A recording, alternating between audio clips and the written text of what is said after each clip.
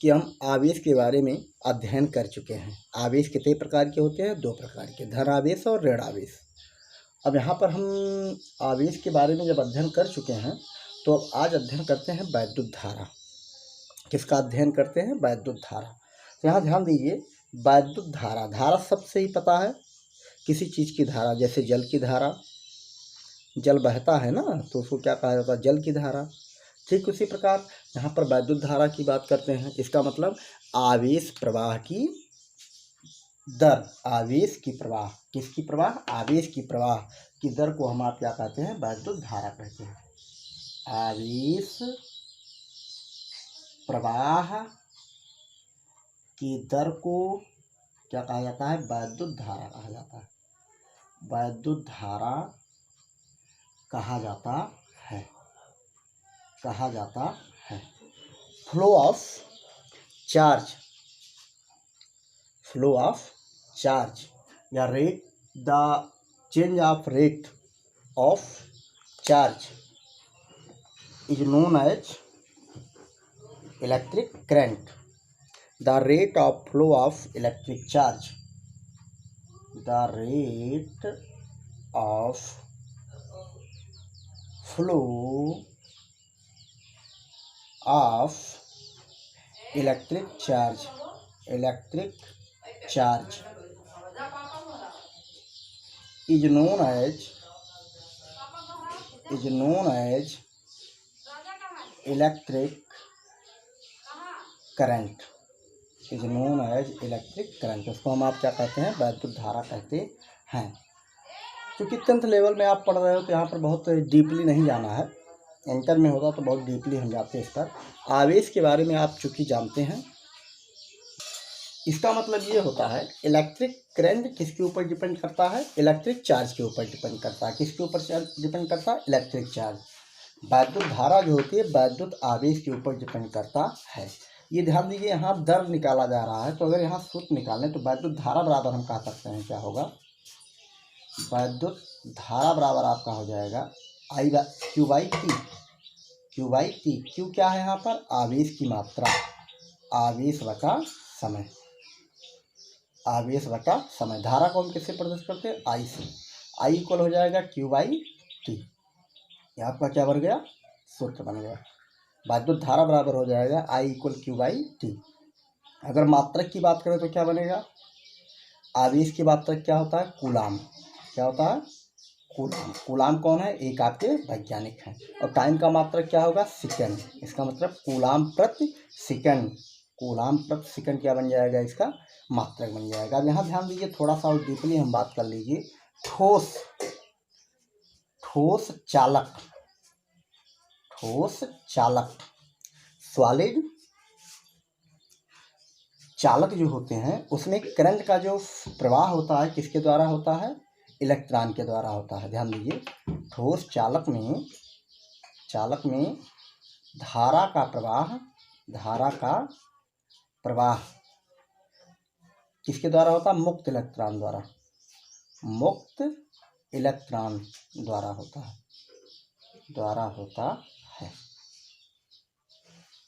लेकिन यहीं पर अगर आपका तरल हो, क्या है? तरल, जैसे पानी, पानी में धारा का प्रवाह किसके द्वारा होता है? धन आयन और ऋण आयन दोनों के द्वारा होता है। तरल में धारा का प्रवाह, धारा का प्रवाह किसके द्वारा होता है? धन आयन, धन आयन मीन्स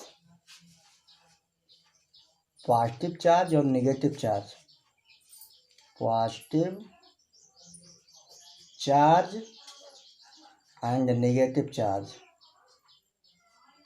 नेगेटिव चार्ज दोनों के कारण होता है, दोनों के कारण होता है। इस प्रकार से आपके समझ में आ गया होगा वैद्युत धारा। आवेश प्रवाह की दर को हम आप क्या कहते हैं? वैद्युत धारा। The rate of flow of electric charge is known as electric current. Electric current equal charge by time, charge by time. इसको लिख सकते हो। इंग्लिश वाले बच्चे भी ध्यान दीजिए, इंग्लिश में भी लिखने का प्रयास कीजिएगा। आप सभी लोग, इंग्लिश और हिंदी में दोनों वीडियो आपके सामने प्रस्तुत किए जा रहे हैं। इलेक्ट्रिक करंट इक्वल हो जाएगा क्यू बाई टी, आवेश बटा समय, चार्ज बटा टाइम। आई इक्वल हो जाएगा क्यू बाई टी, मात्रक बन जाएगा कूलाम प्रति सेकंड। ठोस जो होते हैं चालक, कंडक्टर, सॉलिड कंडक्टर में जो करंट का फ्लोरेंसी होती है वो क्या होती है, फ्री इलेक्ट्रॉन्स के द्वारा होती है, बाय द फ्री इलेक्ट्रॉन्स। और जो आपके लिक्विड होते हैं उसमें करंट का जो प्रवाह होता है, फ्लोरेंसी of the current by the positive charge and negative charge. Okay, आइए नेक्स्ट इस पर हम चर्चा करते हैं। आइए इसको थोड़ा और हम डीपली थोड़ा सा समझने का प्रयास करते हैं। एक एम्पेयर क्या होता है इसको जानते हैं। 1 एम्पेयर होता क्या है इसको जानने का प्रयास करते हैं। 1 एम्पेयर क्या होता है। दैनिक लाइफ में आपके घर में करंट सप्लाई रहता है, आप जानते हो। तो 1 एम्पेयर मीन्स क्या होता है इसकी हम बात करते हैं। 1 एम्पेयर क्या होता है, यहाँ ध्यान दीजिए। एम्पेयर आपके क्या है, एक साइंटिस्ट है जिसके सम्मान में मात्रक बनाया गया है। इसके बारे में सबसे पहले आप लिख सकते हो, ये किसका मात्रक है, वैद्युत धारा का मात्रक है। वैद्युत धारा का मात्रक है, ध्यान दीजिए किसका मात्रक है, वैद्युत धारा का मात्रक है। कौन, 1 एम्पियर। ठीक, 1 एम्पियर किसका मात्रक है, वैद्युत धारा का मात्रक है। अब 1 एम्पियर आपको पता है, अभी अभी हम निकाले थे, बट हम सभी लोग जानते हैं, अभी अभी निकाले थे, I बराबर क्यू बाई टी। आई बराबर क्यू बाई टी मीन्स यहाँ से हम कह सकते हैं 1 एम्पेयर जो होता है, 1 एम्पेयर जो इक्वल होगा 1 कूलाम प्रति सेकंड। 1 कूलाम प्रति सेकंड मीन्स किसी कंडक्टर में 1 सेकंड में अगर आपका चार्ज 1 कूलाम क्या करता है, फ्लो करता है, तो ये कहा जाएगा कि उस सर्किट में करंट की जो वैल्यू है कितनी है, 1 एम्पेयर है। क्या कहेंगे, 1 एम्पेयर। यहाँ से बात समझने का प्रयास करना। 1 एम्पेयर इक्वल होगा 1 कूलाम प्रति सेकंड। तो यहाँ से हम कह सकते हैं इंग्लिश में इट इज यूनिट ऑफ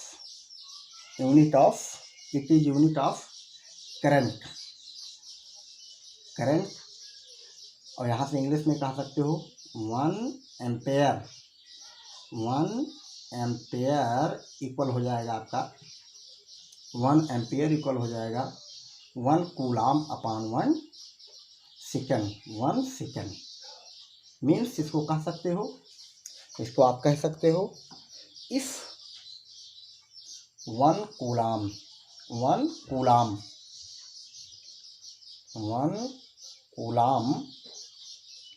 आप charge flow through a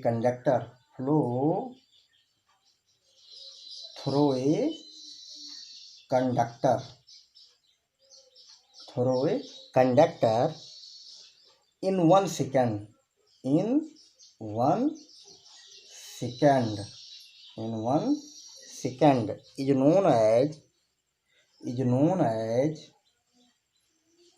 is known as value of current in 1 second, so asked हम कह सकते हैं, क्या कह सकते हैं, करंट फ्लो ऑफ कंडक्टर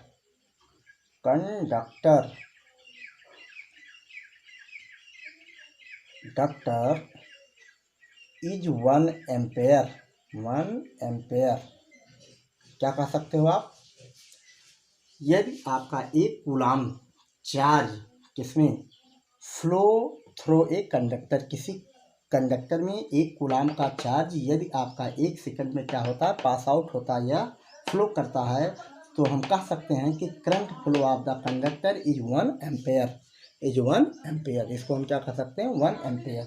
या सेकंड वे में इसको ऐसे हिंदी में भी आप यहाँ से कह सकते हो, यदि किसी चालक में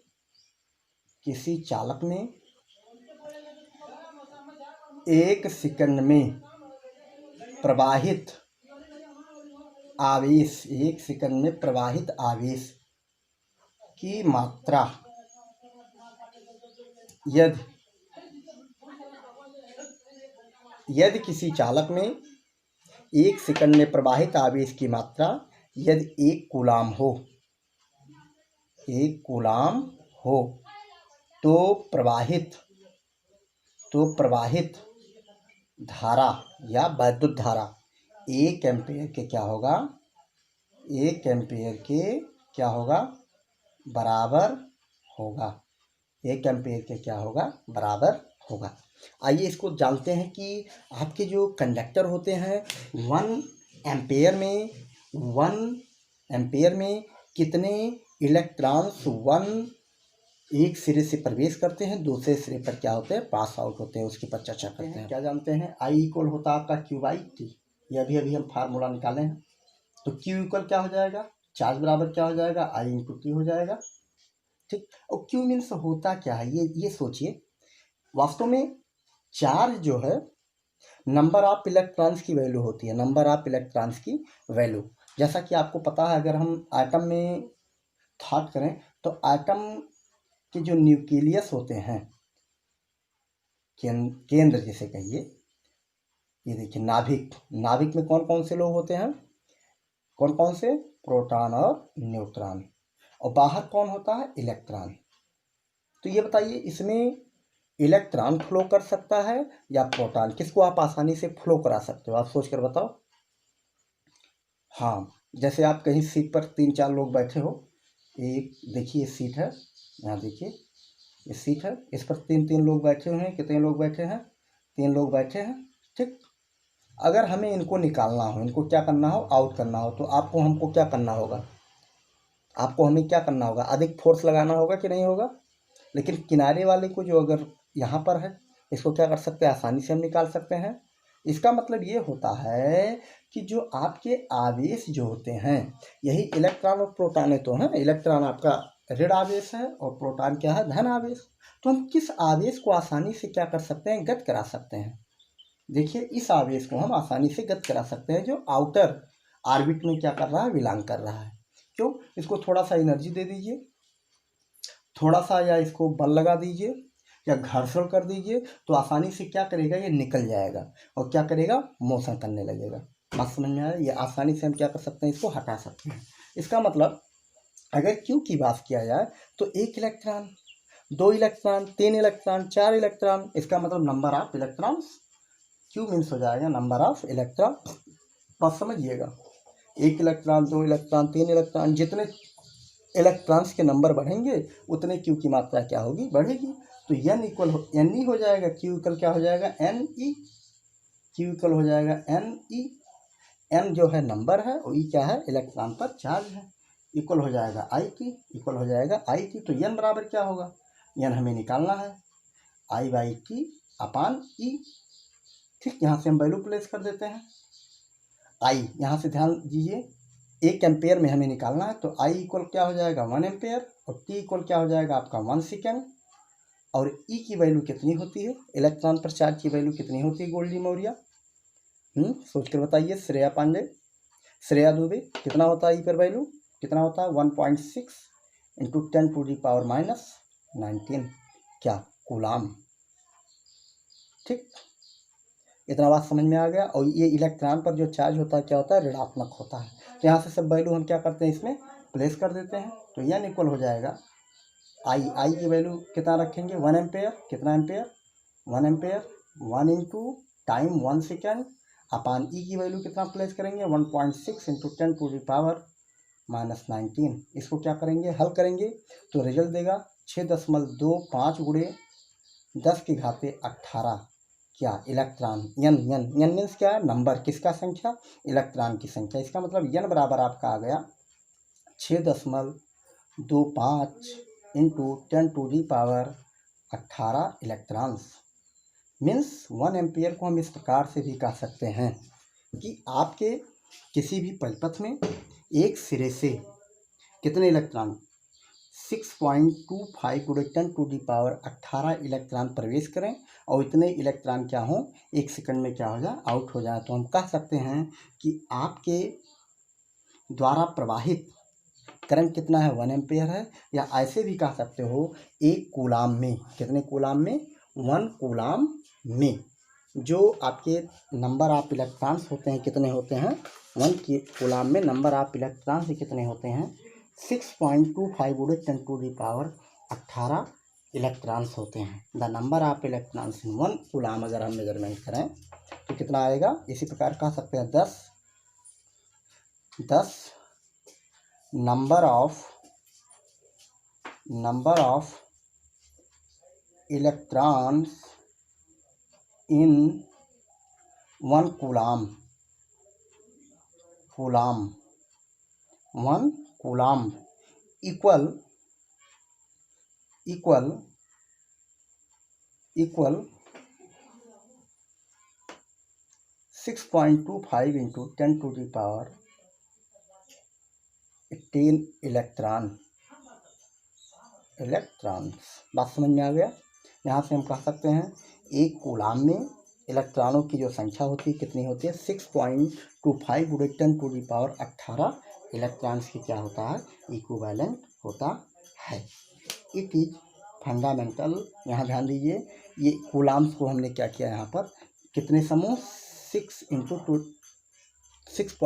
× 10⁻18 इलेक्ट्रॉन का जो समूह होगा उसी को कहा जाएगा एक कूलाम। इसका मतलब एक सेकंड में यदि किसी सर्किट में इतने इलेक्ट्रॉन क्या होते हैं, पास होते हैं, तो हम कह सकते हैं उस सर्किट में फ्लो ऑफ द करंट कितना होगा, 1 एम्पेयर होगा। कितना होगा, 1 एम्पेयर। ऐसा भी कह सकते हो, यदि एक सेकंड में किसी परिपथ